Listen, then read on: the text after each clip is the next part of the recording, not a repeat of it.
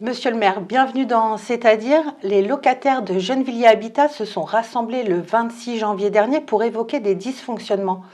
Parmi les revendications, les augmentations de charges, de chauffage, de loyer, des problèmes concernant les régularisations de charges, des gardiens injoignables.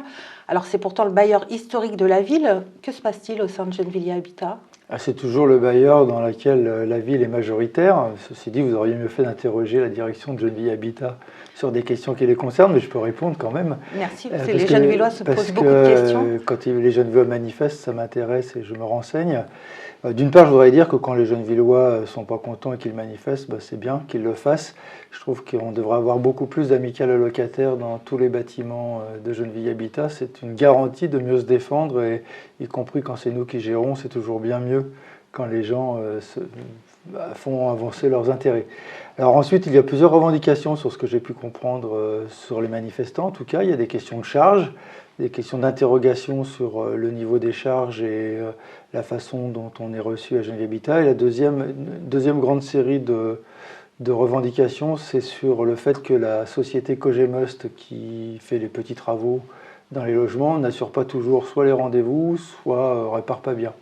Donc ce sont deux éléments importants. Pour en avoir discuté avec la direction de Gennevilliers Habitat sur les charges, ils ont depuis un an mis quelqu'un spécialement sur cette question-là pour mieux travailler effectivement les charges des habitants. Alors, ce qu'il faut savoir, c'est que 80% des habitants ont reçu plutôt de l'argent, quand moins de 15 à 20% reçoivent, ont un dédit, et donc doivent reverser encore de l'argent. Et donc chacun et chacune d'entre eux peut être reçu et faire un étalement si ces charges sont valables. Il peut y avoir une vérification aussi des charges, c'est ce que revendiquait. Et il y a eu un groupe de travail de mis à Gennevilliers Habitat avec l'amicale des locataires, justement, pour vérifier tout cela.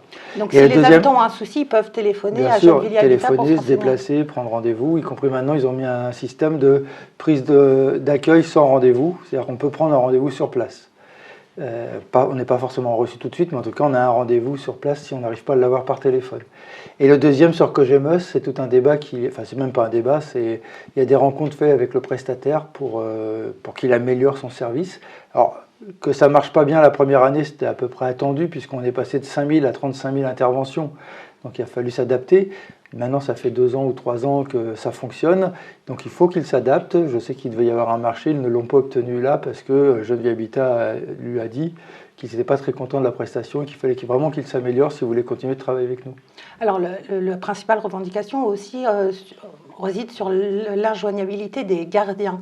Est-ce qu'il y a eu une amélioration depuis ? Dans le dernier C'est-à-dire, vous nous avez parlé d'un nouveau principe de fonctionnement téléphonique. Ça se met en place, sauf dans 2 quartiers, parce qu'ils sont encore à la recherche des locaux.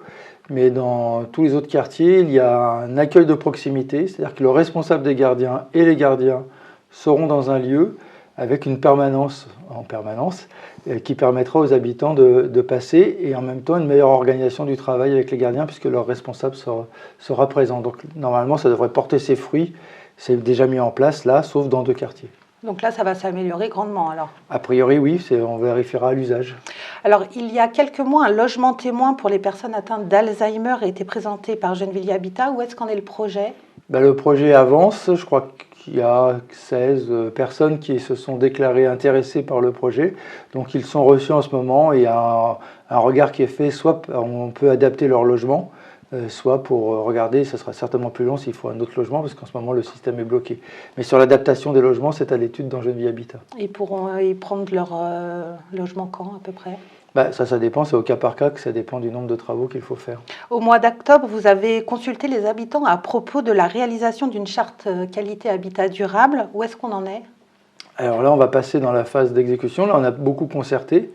C'est intéressant d'ailleurs de concerter parce que nationalement, on nous dit qu'il faut prévoir des logements pour le télétravail, etc. Et quand on a concerté les habitants de Gennevilliers, visiblement, ce n'est pas les mêmes populations et donc il y a moins de télétravail à Gennevilliers puisque la réponse à cette question posée était plutôt, on préférerait plutôt avoir de grands débarras pour stocker nos affaires plutôt que d'avoir un lieu pour avoir un bureau supplémentaire, par exemple.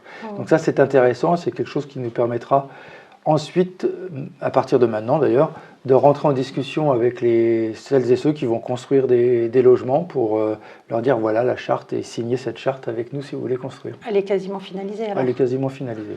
On arrête là, on se retrouve la semaine prochaine dans C'est-à-dire.